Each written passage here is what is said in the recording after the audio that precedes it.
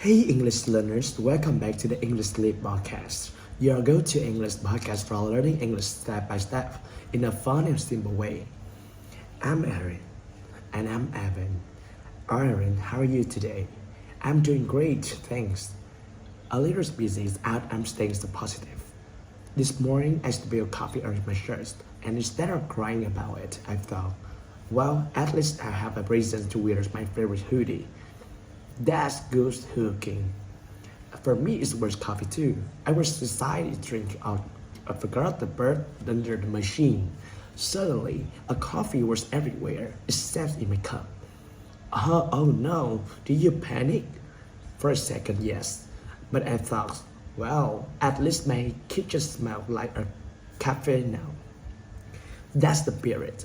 See, learners, life gives a little access every day. There's tricks whether you complain or laugh about it. But Aaron, have you noticed? Our podcast is never complete without coffee in it. That's true. Somehow coffee always sneaks into our stories. Maybe that's why so many app learners grab a coffee before tuning in. Yeah. But you know what, Aaron? There's something else give me even more energy than coffee this week. Oh? What's that?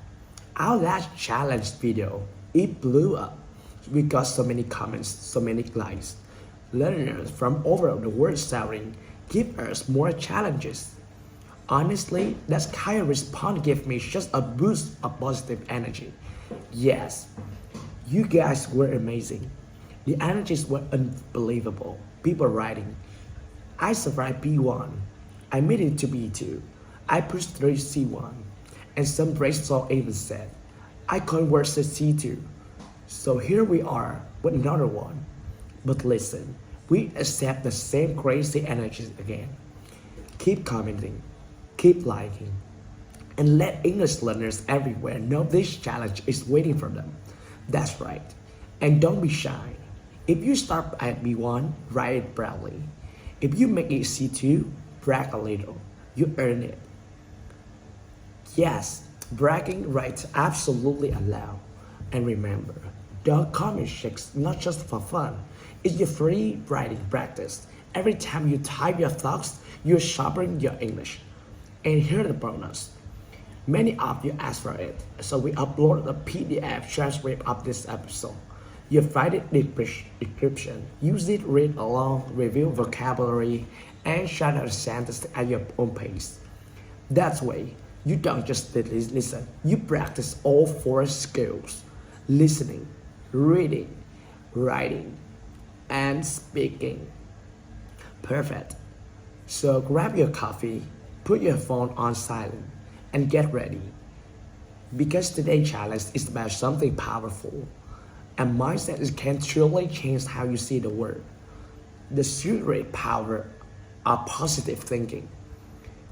Or in simple words, learning to look at the bright side. Yes, seriously, this topic is close to all of us. Positive is not just about smiling, pretending everything is fine. It's about training your mind to focus on solutions instead of problems. I agree, and that's why I chose it for today's challenge. At first, we start simple. B1 English. Then as levels Y. B2, C1, C2. The language will get richer, the ideas deeper, and maybe even a little philosophical. That's right. So, let's begin. Level 1, B1 English. Okay, learners, let's start simple. Positive thinking means choosing the thought instead of bad one. Instead of saying, I can't do this, you say, I'll try, I'll learn, I can do it. Yes, I noticed. The problem doesn't disappear. Exam is still there. The work is still there. But your feeling changes. But because your thoughts changes. That's right. It's like a small switch in your head. One thought makes you feel heavy, another thought makes you feel light. Like carrying a backpack. If you say, this is too heavy, I hate it, the bag feels heavier. But if you say, this is exercise, this is making me strong, The bag feels lighter. Same bag, different feeling. That's just a good time example. Learners, remember this. Positive thinking doesn't mean the problem is gone. It means your mind says, I can handle this. And you know what? Positive thinking is also about focus. If you always look at the negative side, you miss the small good things around you. Like when you get one mistake on a test, a negative thinker says, oh no, I'm terrible. A positive thinker says, I got many answers right and I fixed the mistakes. Same text, but two different feelings. Yes, that's why people say your thoughts create your word. If your thoughts are always negative, your words feel dark. If your thoughts are positive, your words feel brighter. So learners, here your takeaway. Positive thinking is not about pretending everything is perfect. It's about training your brain to look for a solution instead of problems. Right? And that's level 1. Simple and clear and powerful. Did you survive? If yes, congratulations. But don't relax just yet. It's time for level 2. B2 English. This level will get a little more serious, but sentences will be longer, the vocabulary richer, and the idea deeper. That's right. We'll talk about positive thinking, connection, responsibility, and daily habits. Are you ready? Let's go into level 2.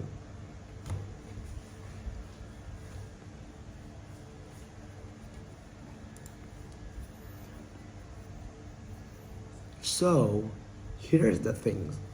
A lot of people think positive thinking is just sitting back and imagine good things will happen. But here's the truth. If you don't take action, the positive thoughts can turn into the empty promises. Exactly. Imagine this. You have an exam tomorrow. You sit there repeating, I will pass, I will pass, I will pass. That's nice for a motivation. But if your book's so close, you never study. Well, you should have to face the music. True. Or think about fitness. You can say, I'll be healthy, I will lose weight. But if your idea exercise only walking to the friends, then let's be real, the results won't change. Yes. So here's the point. Optimism should always work hand in hand with action. Positive thinking gives you energy, but action turns energies into results. And how do we make sure this energy stay alive? By practicing it every day. Optimism isn't a one-time thing. It's like muscle. The more you train it, the stronger it gets. Right? Small habits are a secret. For example, many successful people write down 3 good things that happen every day. That's gratitude. I will start with the morning by repeating after the phrase like, I can handle this, whatever comes my way today. And those small practices change your brain. You begin to see problems differently. You miss a bus? Instead of packing, you may say, okay, at least I have a 10 minutes to read, or maybe listen to my favorite English podcast, which of course is us. Always look on the bright side, right? Right. It's like as they say, every cloud has a silver lining. Even in a tough situation, you can find a small benefit if you choose to see it. That's an important shift. And learners, remember this. Optimism is not a gift for someone people have and others don't. It's a skill and a choice. And with practice, it becomes a habit. So the secret about level 2 is don't just think positive, live positive, build habits, train your brain, combine optimism with action, and we'll see real change in your life. Nicely said it, because if you only dream but never act, then optimism is just fantasy. But when you take responsibility and create daily habits, optimism becomes a powerful tool. So that's level 2. More detail, more depth, and more idioms. If you survive, if yes, well done. But now, buckle up. You move it to level 3, C1 English. This is one sentence is longer, vocabulary get richer, and the ideas get a little happier. Exactly. From there, it is not just about daily habits anymore.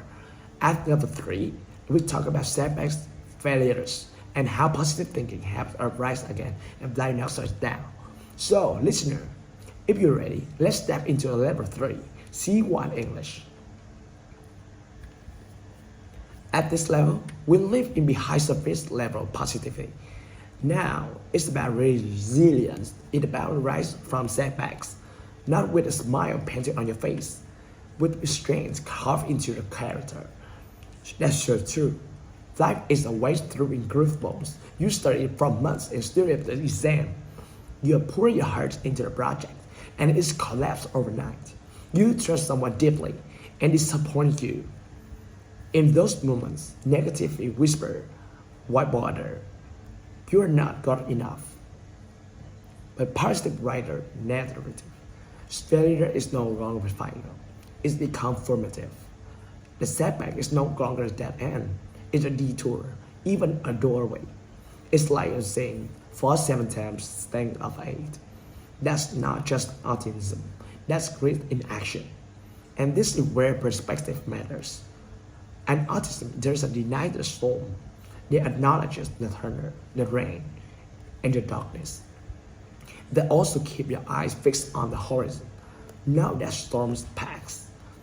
Negative thinking builds walls, but positive thinking builds bridges over the flood. I once read resilient people that just survive hardship. They multiply it. They discard the pain. It extracts meaning and it converts it into the full growth. That's kind of positive. That's transform strategy into the triumph. And psychologists back this up. Studies show an autistic individual don't avoid pain. They confront it. They frame it differently. Well, one person says, this is punishment. Another says, this is repetition. That single shift in interpretation changes the entire attractiveness of life. Think about it. 2 people face the same crisis, yet one sings and other soars. The difference is luck, is mindset. And mindset learners is something you can train. So here's the challenge for you at level 3. Reflect on a setback in your life. How did you describe the time? What is the end result? Or could have the start of something new? That's the power of positive thinking at this level.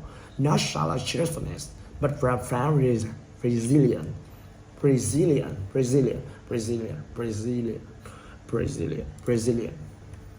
If you survive level 3, congratulations. You negative heavier vocabularies, later idioms, and more complex ideas. But don't get too more comfortable, because level 4, C2 English, is next. And there, we go beyond realism for philosophy itself. At this level, we're not just practicing English. You explore how positive thinking shapes our identity, our meaning, and even the way we define life we live. That's right. This is the final boss level in challenge.